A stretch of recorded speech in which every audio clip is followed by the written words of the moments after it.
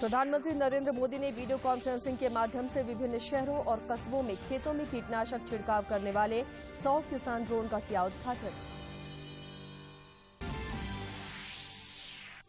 राज्यपाल रमेश बैस ने राष्ट्रपति रामनाथ कोविंद और भारी उद्योग मंत्री से नई दिल्ली में की मुलाकात। एचईसी के पुनरुद्धार के लिए पहल का किया आग्रह।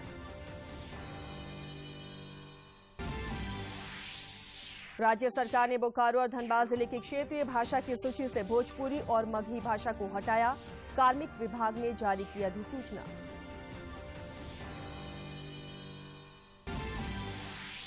और नक्सलियों के खिलाफ चलाए जा रहे राज्यव्यापी अभियान में पुलिस को एक और सफलता। खूंटी से पीएलएफआई के 6 उग्रवादी गिरफ्तार। लोहरदगा से भारी मात्रा में विस्फोटक सामग्री जब्त।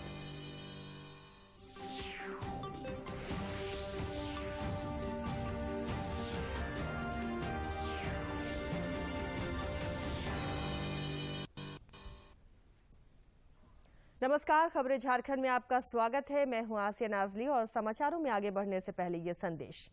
कोरोना वायरस के नए स्वरूप ओमिक्रॉन को देखते हुए आपसे अपील है कि सतर्क रहें और पूर्ण टीकाकरण कराएं। 15 से 18 वर्ष के किशोरों और अन्य लोगों के टीकाकरण में भी मदद करें। सुरक्षित रहने के लिए कृपया 3 सरल उपायों का पालन अवश्य करें। मास्क पहनें, 2 गज की सुरक्षित दूरी बनाए रखें, हाथ और चेहरा साफ रखें। कोविड से संबंधित किसी भी जानकारी और मार्गदर्शन के लिए राष्ट्रीय हेल्पलाइन नंबर 011-2397-8046 और 1075 पर संपर्क करें।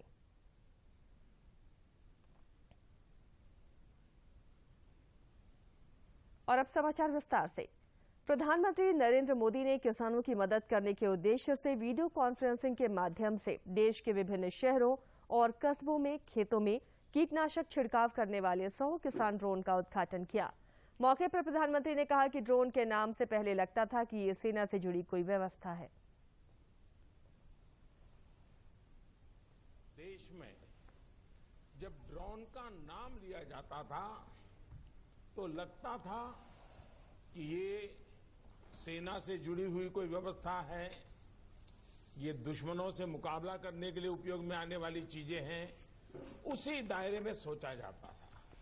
लेकिन आज हम मानेसर में किसान ड्रोन सुविधाओं का उद्घाटन कर रहे हैं।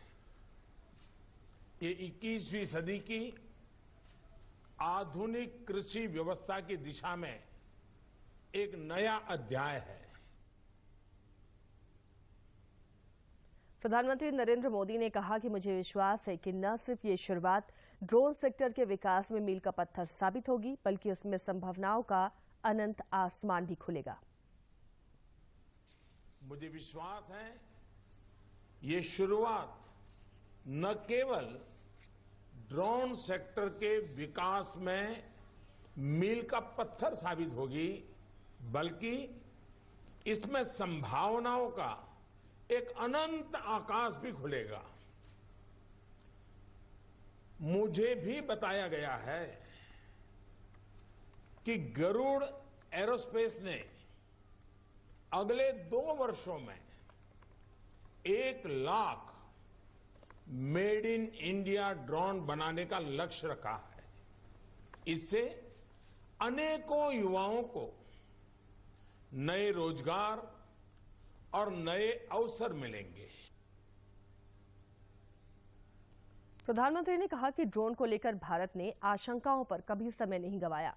उन्होंने कहा कि हमने युवाओं की प्रतिभा पर भरोसा कर नई सोच के साथ हम आगे बढ़े। देश के लिए ये समय आजादी के अमृत काल का समय है। ये युवा भारत का समय है और भारत के युवाओं का समय है। पिछले कुछ वर्षों में देश में जो रिफॉर्म्स हुए हैं, युवाओं और प्राइवेट सेक्टर उसे एक नई ताकत दी है। ड्रोन को लेकर भी भारत ने आशंकाओं में समय नहीं गंवाया। हमने युवा टैलेंट पर भरोसा किया और नई सोच के साथ आगे बढ़े। इस बार के बजट में हुई घोषणाओं से लेकर अन्य नीतिगत फैसलों में देश ने खुलकर टेक्नोलॉजी और इनोवेशन को प्राथमिकता दी है। इसके परिणाम आज हमारे सामने हैं। वर्तमान में ही हम देख रहे हैं कि ड्रोन का कितना विविध इस्तेमाल होने लगा है। प्रधानमंत्री नरेंद्र मोदी आज मध्य प्रदेश के इंदौर में गोबर्धन जैव सीएनजी संयंत्र का वीडियो कॉन्फ्रेंसिंग के माध्यम से उद्घाटन करेंगे। श्री मोदी ने हाल ही में कचरा मुक्त शहर बनाने की अपनी परिकल्पना के साथ स्वच्छ भारत मिशन शहरी के दूसरे चरण का शुभारंभ किया था। सीएनजी संयंत्र का वीडियो कॉन्फ्रेंसिंग के माध्यम से उद्घाटन करेंगे। पीएम मोदी ने हाल में कचरा मुक्त शहर बनाने की अपनी परिकल्पना के साथ स्वच्छ भारत मिशन शहरी के दूसरे चरण का शुभारंभ किया था। ये मिशन अपशिष्ट से संपदा और संसाधनों के अधिकतम उपयोग करने की अर्थव्यवस्था के सिद्धांतों के तहत लागू किया जा रहा है। ये दोनों सिद्धांत इंदौर जैव सीएनजी संयंत्र में अपनाए गए हैं। संयंत्र में प्रतिदिन 550 टन गीले जैविक कचड़े को अलग करने की क्षमता है। इससे प्रतिदिन लगभग 17,000 किलोग्राम सीएनजी और 100 टन जैविक खाद का उत्पादन होने की उम्मीद है। ये संयंत्र भराव स्थलों पर कचड़ा बिल्कुल जमा न होने देने के मॉडल पर आधारित है। इसके अतिरिक्त इस परियोजना से ग्रीन हाउस गैस उत्सर्जन में कमी, हरित ऊर्जा, जैविक खाद के उत्पादन जैसे कई पर्यावरणीय लाभ होने की आशा है।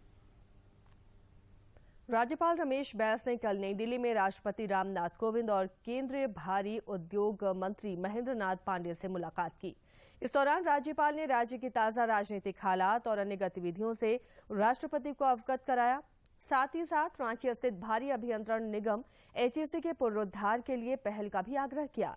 मौके पर केंद्रीय मंत्री ने राज्यपाल को आश्वस्त किया कि केंद्र सरकार जल्द ही एचईसी के पुनरुद्धार पर पहल करेगी।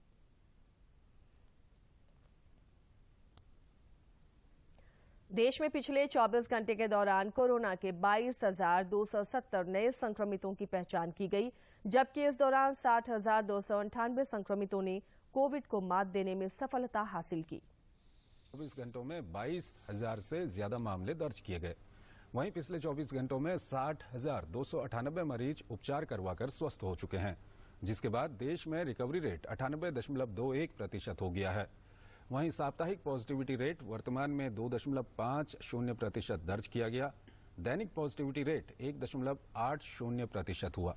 देश में कोरोना संक्रमण की जांच क्षमता में काफी वृद्धि हुई है। देश भर में अब तक कुल 75 करोड़ 81 लाख से अधिक नमूनों का परीक्षण किया गया। झारखंड के सक्रिय मामलों की संख्या 1,000 से नीचे आ गई है। पिछले 24 घंटे के दौरान राज्य के 10 जिलों में कोरोना के एक भी नए संक्रमितों की पहचान नहीं की गई है, जबकि अन्य 14 जिलों में 73 नए संक्रमितों की पहचान की गई। वहीं इस दौरान 215 संक्रमित स्वस्थ भी हुए हैं। राज्य में कोविड के 837 सक्रिय मामले शेष हैं और स्वस्थ होने की दर 98.58% है। देश में कोविड के खिलाफ जारी जंग में टीकाकरण अभियान तेज गति से चल रहा है। केंद्रीय स्वास्थ्य मंत्रालय के अनुसार देश में अब तक 1,75 करोड़ 3 लाख से अधिक लोगों को कोविड रोधी टीके लगाए जा चुके हैं।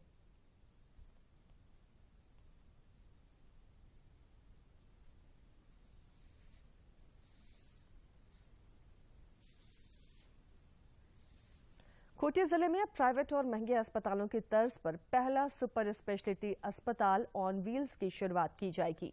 इसके तहत जिले के सभी 86 पंचायतों में चलंत वाहन स्वास्थ्य शिविर लगाया जाएगा। उपायुक्त शशि रंजन ने बताया कि सुपर स्पेशलिटी अस्पताल ऑन व्हील्स में प्राथमिक स्वास्थ्य जांच की सुविधाएं उपलब्ध रहेंगी। तो उन किसानों ENT डेंटल एम्बुलेंस परचेज कर रहा है, हायर नहीं कर रहा है, परचेज कर रहा है। तो उसमें क्या होगा, जो भी एडवांस टेक्नोलॉजी की मशीनें होंगी वो इनबिल्ट होंगी। जैसे कि आई का हो गया, तो आई का मशीन ही उसमें इनबिल्ट है। डॉक्टर रहते हैं उसमें, आई चेकअप करते हैं और चश्मा वहीं पे उनको, जिनको चश्मा का रिक्वायरमेंट होता है चश्मा लिखते हैं, जिनको कैटरेक्ट का ऑपरेशन करना होता है कैटरेक्ट का ऑपरेशन करते हैं। तो ये इस तरह से जो आगे हम लोग करने जा रहे हैं, जैसे डरमा का भी टेंडर हो गया है, हमको लगता है 10 से 15 दिन में डरमा का भी आ जाएगा। तो ये 5 एम्बुलेंस एक साथ एक गाँव में जाएंगे उसके लिए जो सुपर स्पेशलिस्ट डॉक्टर हैं उनका रिक्रूटमेंट हम लोग DMFT के फंड से या SCA के फंड से कर रहे हैं। वो भी हमको लगता है कि अगले आने वाले 1 महीना या 1.5 महीने में प्रक्रिया पूरी हो जाएगी, मतलब अप्रैल में हम लोग का टारगेट है कि पूरा हो जाए। तो 5 हाई एंड डॉक्टर आपके एरिया में जाएंगे और एक दिन में पूरे पंचायत का कवरेज कर लेंगे, क्योंकि बहुत बार कैसा ये होता है कि NCD नॉन कम्युनिकेबल डिजीजेज को लोग गांव वाले हम लोग इग्नोर कर देते हैं। छोटा सा एग्जांपल बताते हैं, जैसे हमको जो व्हील टेस्टिंग वाला जो है, आई टेस्टिंग वाला जो है, जो चल रही है एम्बुलेंस, तो उसमें राज्य सरकार ने बोकारो और धनबाद जिले की क्षेत्रीय भाषा की सूची से भोजपुरी और मगही को हटा दिया है। कार्मिक प्रशासनिक और राजभाषा विभाग ने इस संबंध में अधिसूचना जारी कर दी है। नई सूची में रांची जिले में कुड़ुख, खड़िया, मुंडारी, हो और संथाली को जनजातीय भाषा में शामिल किया गया है, जबकि नागपुरी, पंचपरगनिया, उर्दू, कुरमाली और बंगला क्षेत्रीय भाषा में शामिल है। वहीं धनबाद जिले में जनजातीय भाषा के अंतर्गत संताली को रखा गया है, जबकि नागपुरी, खोरठा, कुरमाली, उर्दू और बांग्ला क्षेत्रीय भाषा में सम्मिलित किया गया है। बोकारो जिले में संताली, हो और मुंडारी जनजातीय भाषा में तथा नागपुरी, कुरमाली, खोरठा, उर्दू और बांग्ला को क्षेत्रीय भाषा के रूप में सूचीबद्ध किया गया है। राज्य के अन्य जिलों में अलग अलग भाषा सम्मिलित की गई है। सांसद विजय हांसदा ने पाकुड़ जिले के महेशपुर प्रखंड के दर्जनों गांवों का दौरा किया। इस दौरान सांसद ने ग्रामीणों की समस्याएं सुनी और उनके निष्पादन का भी भरोसा दिलाया।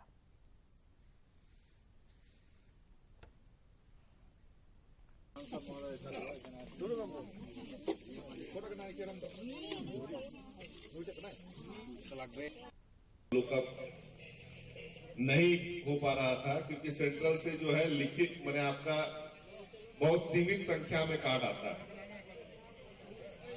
अब प्रौढ़ शिक्षा के सभी पहलुओं को कवर करने के लिए केंद्र सरकार ने एक नई योजना नव भारत साक्षरता कार्यक्रम को मंजूरी दी है। यह योजना वित्तीय वर्ष 2022 से 2027 के दौरान लागू की जाएगी। राष्ट्रीय शिक्षा नीति 2020 के प्रावधानों के मुताबिक केंद्र सरकार ने प्रौढ़ शिक्षा के लिए एक नई स्कीम नव भारत साक्षरता कार्यक्रम को मंजूरी दी है। ये योजना साल 2022 से 2027 के दौरान लागू की जाएगी।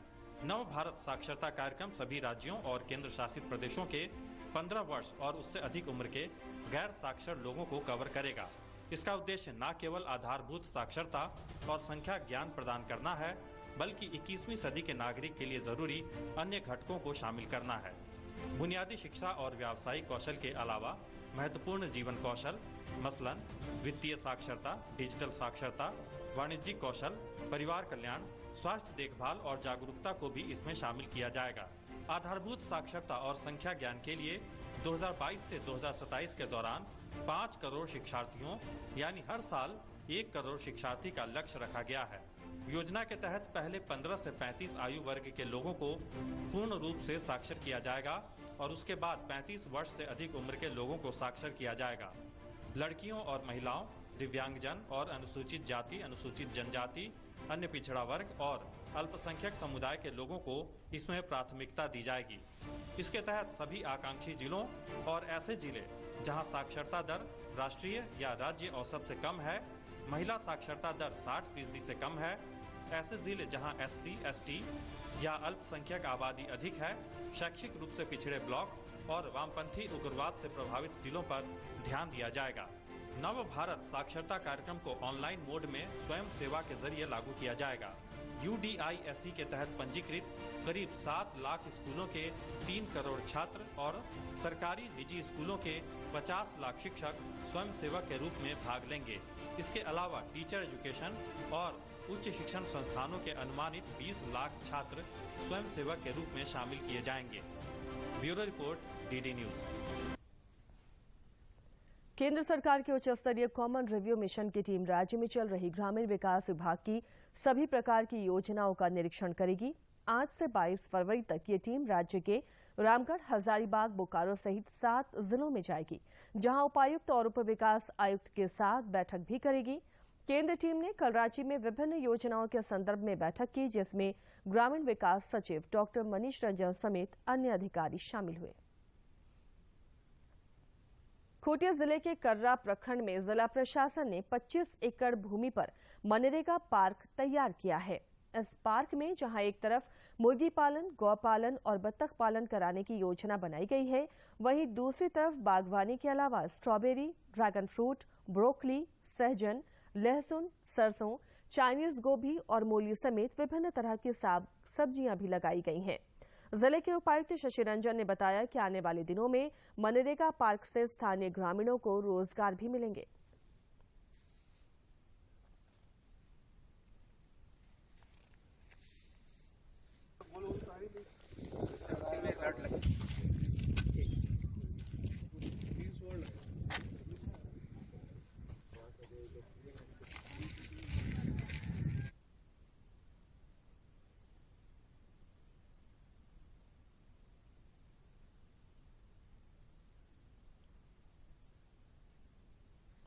नक्सलियों के खिलाफ चलाए जा रहे राज्यव्यापी अभियान में पुलिस को एक और सफलता मिली है।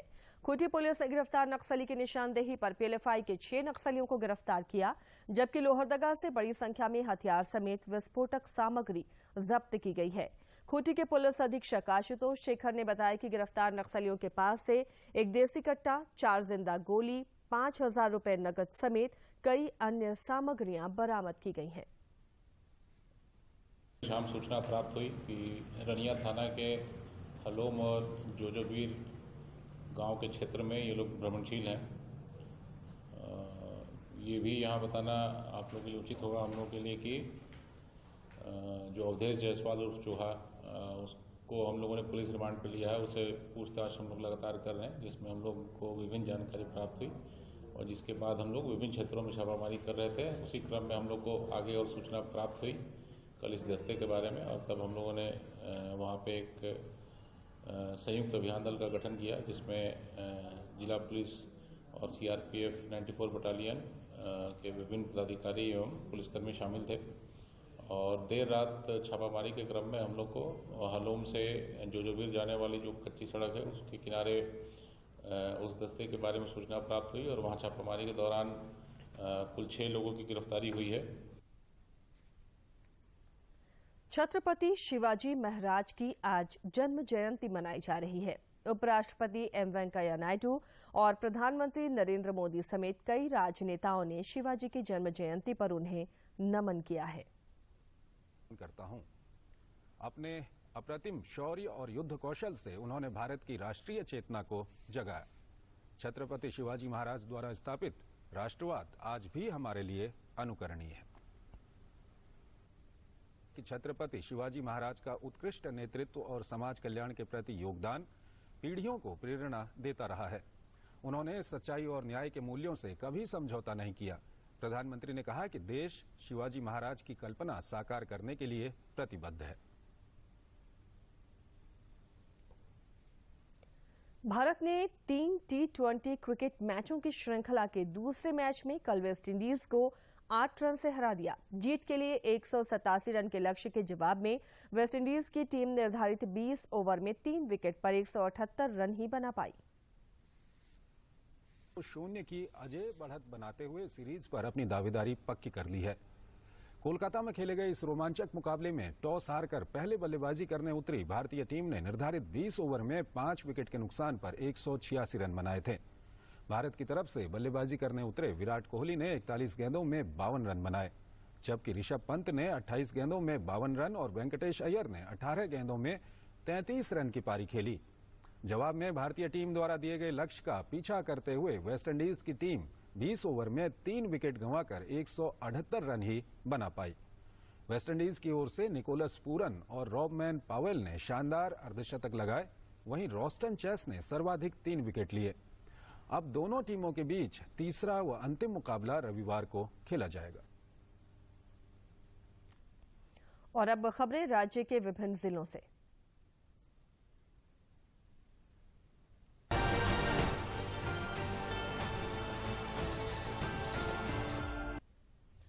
राज्य में कांग्रेस पार्टी का 3 दिवसीय चिंतन शिविर गिरिडीह स्थित प्रसिद्ध तीर्थ स्थल पारसनाथ में 20 फरवरी से आयोजित किया जाएगा।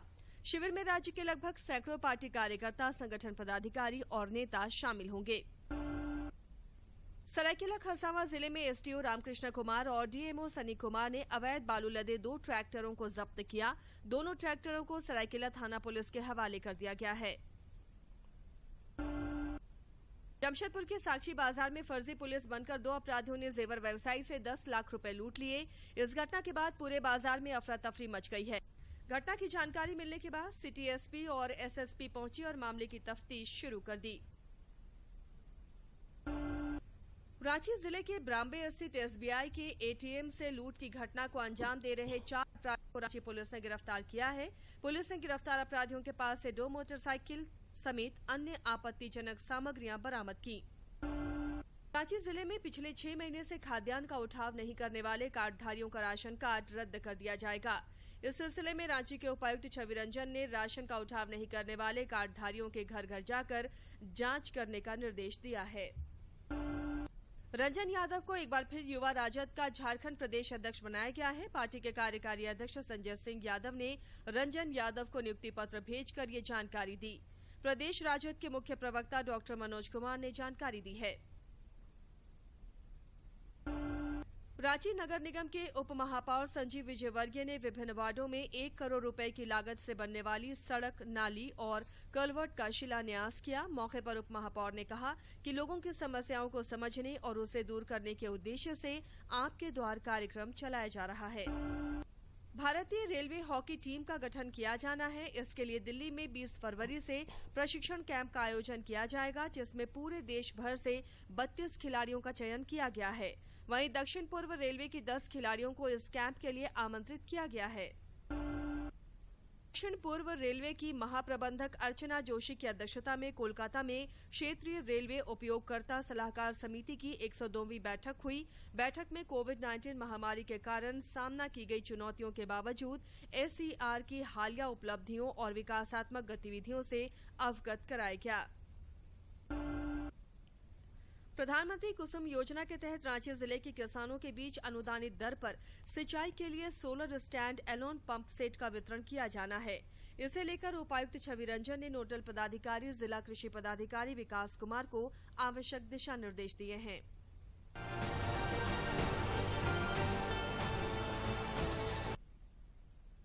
प्रधानमंत्री नरेंद्र मोदी 27 फरवरी को सुबह 11 बजे आकाशवाणी पर मन की बात कार्यक्रम में देश विदेश के लोगों से अपने विचार साझा करेंगे। लोग नमो ऐप या माई गॉव ओपन फोरम में अपने विचार 24 फरवरी तक साझा कर सकते हैं। पलामू के किसान सब्जियों की खेती से अपना जीवन बदलने में जुटे हैं। गोभी, आलू, बोदी, नेनुआ, कद्दू और करेला जैसी सब्जियों की बात करें या सब्जी के अन्य उन्नत फसल की, पलामू के किसान सब्जियों की पारंपरिक खेती के साथ साथ ब्रोकली जैसे उन्नत और पौष्टिकता वाली सब्जियों की खेती कर सबल हो रहे हैं।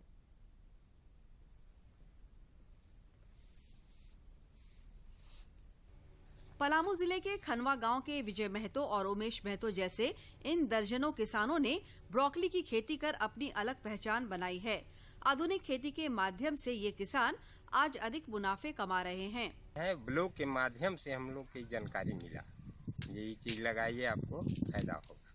ब्रोकली की उपज कर रहे किसानों का कहना है कि सामान्य गोभी की खेती से अब कई गुना अधिक मुनाफा मिल रहा है। कृषि विभाग की ओर से इन किसानों को आवश्यक प्रशिक्षण और सहायता उपलब्ध कराई जा रही है। विगत 2 वर्ष पहले हम लोग ब्रोकली को किसानों के बीच पहुंचाने का हम लोग प्रयास किए थे। उसमें खनवा गांव में हम लोग 1-2 किसान से प्रत्यक्षण शुरू किए थे। इसमें विजय जी जो हैं इनको बुला के हम लोगों ने अपना डेमोन्स्ट्रेशन का सीड दिया, इनको समझाया कि आप ब्रोकली की खेती करिए, इससे आपको भविष्य में फायदा होगा। उपायुक्त शशि रंजन ने कहा कि प्रशासन की ओर से किसानों को बीज और अन्य उपकरण देकर सहायता की जा रही है ताकि वे आत्मनिर्भर बन सके।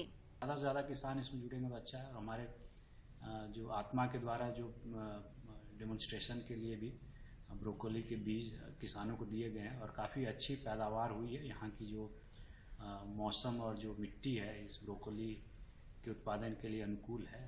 पलामू प्रमंडल के आयुक्त जटाशंकर चौधरी का कहना है कि ब्रोकली में पौष्टिक तत्व ज्यादा मात्रा में पाया जाता है और इसकी खेती की किसान अधिक लाभ अर्जित कर सकते हैं। वहीं लोगों को गुणवत्तापूर्ण सब्जी भी क्षेत्र में आसानी से उपलब्ध हो पाएगा। तो ब्रोकली की खेती वो भी जिस तरह से हम खेती करते हैं उसी तरह से किया जाता है और इसका मूल्य अधिक मिलता है, इसकी पैदावार भी अच्छी होती है। पलामू जिले की मिट्टी और जलवायु ब्रोकली जैसी सब्जियों की खेती के लिए उपयुक्त है और इसके माध्यम से किसान आर्थिक रूप से समृद्ध हो सकते हैं। पलामू से ब्यूरो की रिपोर्ट। खूंटी जिले के ग्रामीण और सुदूरवर्ती इलाकों में आज भी अनपढ़ ग्रामीण बैंक के कार्यों में दूसरों पर निर्भर होते हैं। ऐसे में कई बार ग्रामीण दलालों के द्वारा ठगी के शिकार भी हो जाते हैं। सरकार के प्रयास से बैंकों में और विभिन्न पंचायतों में बैंक से संबंधित कार्यों के लिए बैंक सखी बनाए गए हैं। खूंटी जिले के सुदूरवर्ती अड़की प्रखंड में बैंक सखी प्रभा कुमारी अनपढ़ और कम पढ़े लिखे ग्रामीणों को बैंक से पैसे निकासी में फॉर्म भरने और पैसा जमा करने में मदद करती हैं। बहुत अच्छा होता है दीदी, दूर दराज से आदमी आता है, वो लोगों का खाता खोलते हैं, ओपनिंग फॉर्म भरते हैं, निकासी फॉर्म भरवाते हैं, निकासी करवाते हैं और फिर खाता उता खोल के बैंक में जमा करते हैं। बैंक सखी के माध्यम से अब ग्रामीण बेझिझक बैंक से पैसों का लेन देन, जमा और निकासी कर पाते हैं। बैंक सखी अब ग्रामीण अनपढ़ महिला पुरुषों के लिए मददगार बन गए हैं। लिखे नहीं है तो हम नहीं जानते हैं, तो पैसा भरने भी नहीं जानते, फिर साइन उसका भी नहीं जानते हैं, इसीलिए दीदी को भरवाते हैं। सुविधा होता है यहाँ, वहाँ तो दिक्कत है तो इसीलिए इनसे निकलते हैं।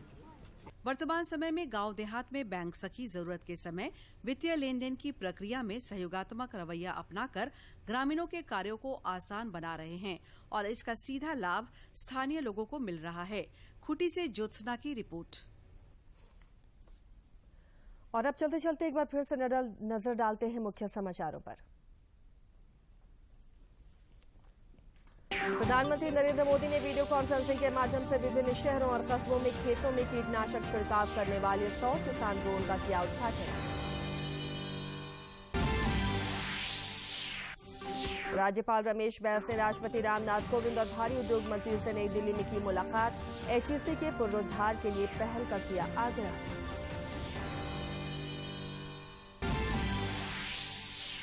राज्य सरकार ने बोकारो और धनबाद जिले की क्षेत्रीय भाषा की सूची से भोजपुरी और मगही भाषा को हटाया। कार्मिक विभाग ने जारी की अधिसूचना।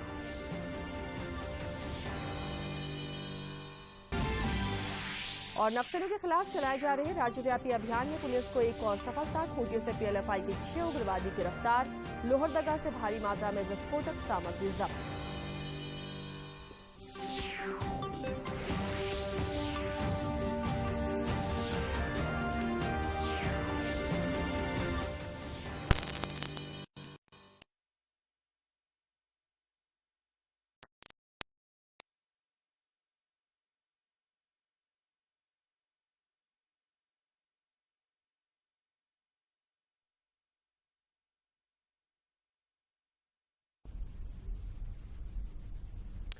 जोहार नई बुलंदी कार्यक्रम में आप तमाम दर्शकों का स्वागत है।